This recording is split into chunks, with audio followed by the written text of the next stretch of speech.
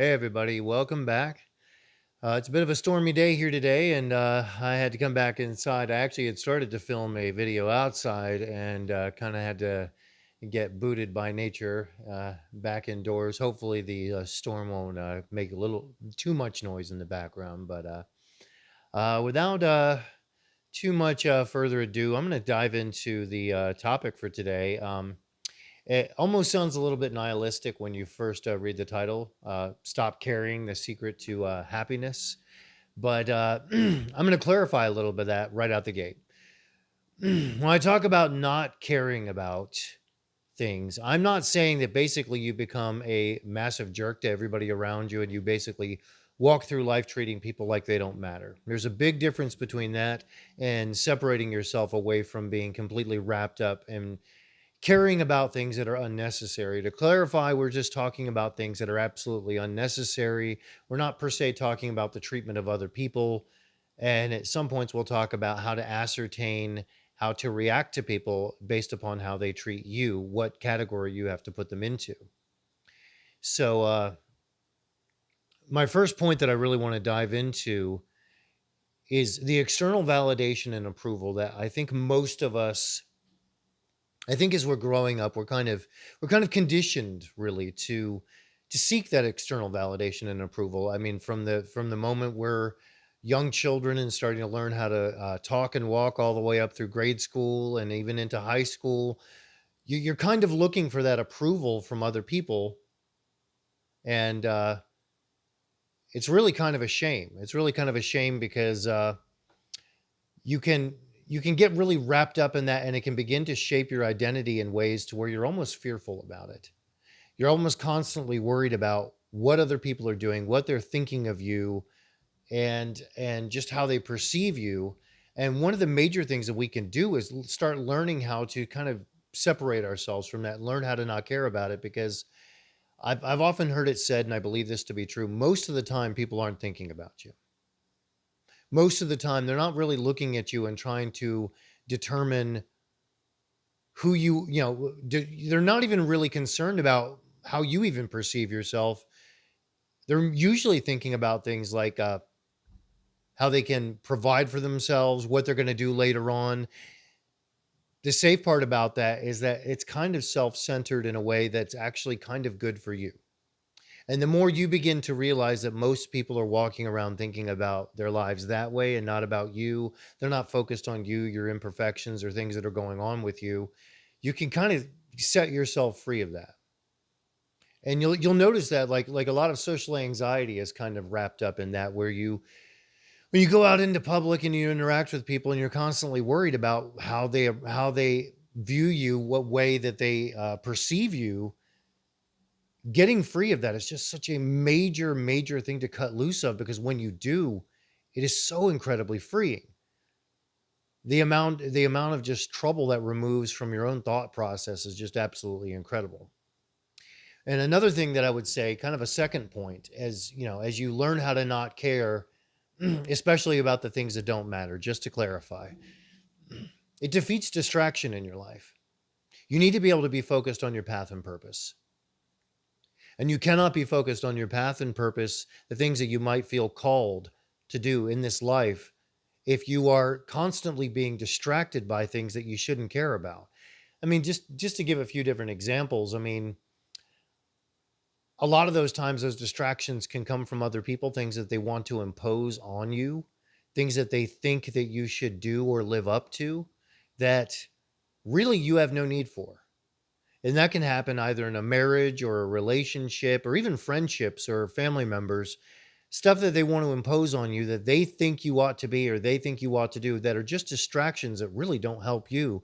And learning how to not care about that and be able to put those people into a place where you're not being rude to them, you're not being mean to them, but you're drawing a boundary line and saying, I'm done with those things.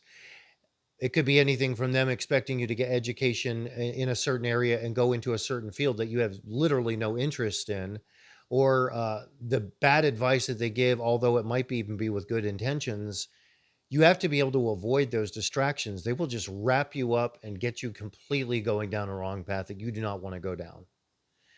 And a third point that I want to make that kind of connects with that to some degree is that when you learn to stop caring about all the wrong things and start focusing on the right things, things that, and when I say benefit you, sometimes they're going to be things that don't benefit you that are actually good for you, that actually hurt you to some degree in a way where it helps you grow. But we're not really talking about that here. What we're going to talk about is stopping the drama. When you're focused on yourself, when you're focused on, when I say yourself, I mean like your path and purpose, not completely in a self-centered way, in a way where you can grow and be honestly, genuinely self-reflective about who you are and what you're becoming. Um, when you're focused on that, you really begin to break away from a lot of the drama that wants to enter your life. And drama can come from many sources, just like I mentioned in the last point when we were talking about distractions. Drama can come from many different places, and it often comes a lot of the time from our personal relationships or friends groups where people are, they're talking about who dated who, who's involved with who did this with who did that with who, all of this stuff where everybody's talking about other people and what other people are doing. For the most part, that is completely useless drama that you need to just carve out of your life. Don't engage in it. Don't get involved in it. Don't get wrapped up in it. A good thing to do is if you have things that you're doing, and it doesn't even have to be a side hustle, it could be something you're learning how to do, like music. You could be learning how to you might even be somebody who's aspiring and doing YouTube videos like the way I'm doing right here, right now. Any creative endeavor, any other endeavor that gets you out, maybe exercising, hiking, climbing, going to the gym, anything like that can help to busy you with something that is profitable, beneficial, and the more you're focused on your path and purpose, the more you can kind of break away. I can hear the wind blowing out there a little bit now. The more you can start to focus on breaking away from all the drama that tends to suck you in. And even as somebody who was able to avoid that for a long period of time myself, even once you've broken away, it can be very easy to get sucked back into it. And you kind of have to focus on how are you going to put up a boundary to prevent that from happening. And a lot of that is determined by who you hang out with. You're very rarely going to take somebody that's extremely dramatic and likes to get involved in all that stuff and stop them from doing that, and you lift them up to your level. They're more likely to drag you down to theirs. And I've often heard it said, and I believe that it's true, that who you hang out with is going to determine where you are 10 years from now. You really, really need to watch who's influencing and inputting into your life. And this kind of leads into the next point of it. It helps to teach you to keep healthy boundaries across the board, because when you don't care about a lot of the crap that's out there, when you don't care about trying to placate other people, when you don't care about unrealistic expectations that other people might try to put on you, when you're not concerned about those types of things, it really sets an incredibly healthy boundary for you. You begin to realize, and I've experienced this myself, having cut certain people out of my life over time. I've experienced this myself, that when I started closing those doors, it was almost like a cramp letting go. It was like there was a vacuum where the drama was, and I didn't want to fill it with anything. I just wanted it to be calm and peaceful, because it was like having this excess noise ringing in your ears all the time.